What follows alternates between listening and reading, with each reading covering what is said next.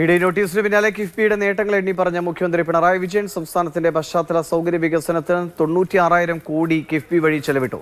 ദേശീയപാത വികസനത്തിന് മാത്രം 5,600 കോടി രൂപ നൽകിയത് കിഫ്ബി പണം ഉപയോഗിച്ചാണെന്നും മുഖ്യമന്ത്രി പറഞ്ഞു. കിഫ്ബി എന്ന് പറയുന്നത് വന്നത് ഇത്തരം പശ്ചാത്തല സൗകര്യ വികസനം ഉറപ്പുവരുന്നതിന് വേണ്ടിയാണ്. അതിൻ്റെ ഭാഗമായുള്ള പ്രവർത്തനമാണ് നമുക്ക് നല്ല നിലയിൽ അവിടെ നടത്താൻ കഴിഞ്ഞത്.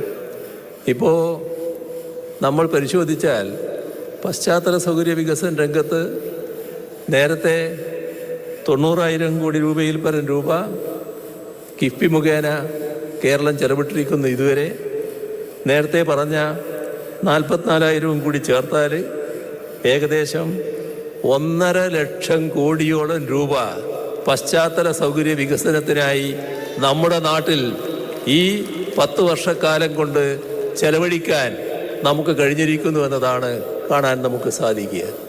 അതിൻ്റേതായ തെളിവുകൾ കേരളത്തിൽ ഏത് ഭാഗത്ത് നോക്കിയാലും കാണാൻ നമുക്ക് സാധിക്കും.